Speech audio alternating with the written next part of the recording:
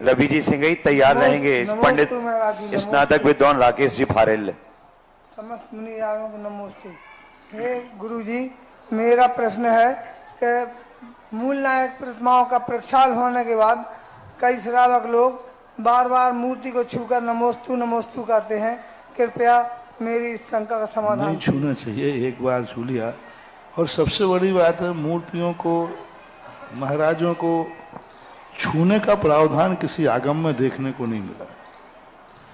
किसी कथा में बहुत सारे मुनिराजों की वंदना की गई, लेकिन किसी भी आगम में किसी राजा महाराजा ने महाराज के पैर छुए हैं ऐसा कोई उल्लेख नहीं मिला। आज तो पैर छूना तो ठीक है, सीधा सिर ही रख देते हैं। पसीना बह रहा है, बीमारी है, तुम्हें कोई गड़बड़ी है, सीधा सिर रख देते। हाथ से छूने का भी प्रावधान मुझे आगम में देखने में नहीं लगा। एक जरूर उसमें मिला है, तो वो क्या मिला,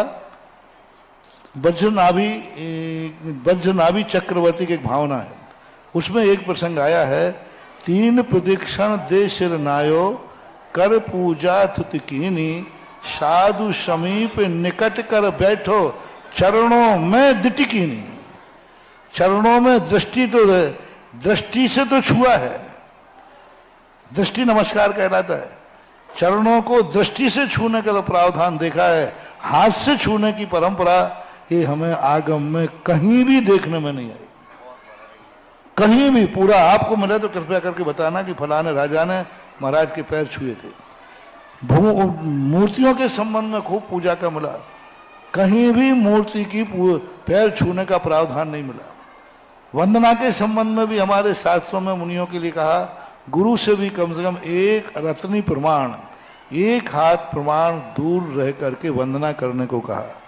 तो स्पर्श की आज जो परंपरा चल रही है, यह परंपरा आगम सम्मत प्रतीत नहीं होती, और इससे कई दोष भी हैं, कई नुकसान भी हैं।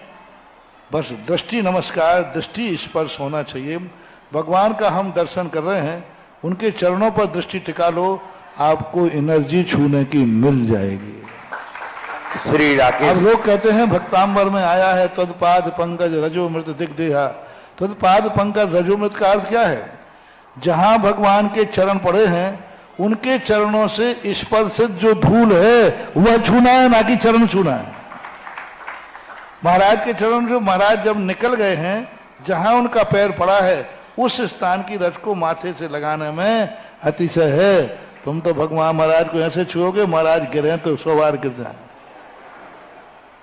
कोई विवेक नहीं रहे, सीढ़ियां उतर रहे हैं, चल रहे हैं, एक साथ हम लोग स्पीड से जा रहे हैं और पैर पकड़ रहे। ऐसा एक बार हमारे आचार्य श्री को एक भक्त के कारण से, बहुत पहले की घटना है, 86-87 घटना लगभग, हाथ टूटा था। पनागर से जबलपुर बार आचार्य श्री स्पीड से चौराहा पार कर रहे थे, और एक व्यक्ति कहां से आया, उन्होंने पैर पकड़े, आचार्य धड़ाम से गिरे, हाथ में फ्रैक्चर हुआ। अब बोलो, अब वंदना का फल क्या मिला? विवेक नहीं रख रहे हैं।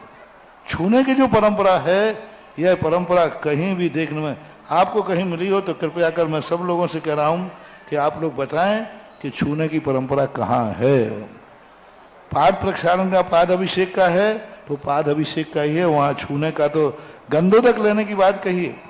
पद्मनंदी महाराज ने पद्मनंदी पंचविंश शतका में ये उल्लेख किया है, साधु के चरणों के नखों के अग्रभाग से गिरा हुआ जल मस्तक पर धारण करने लायक है।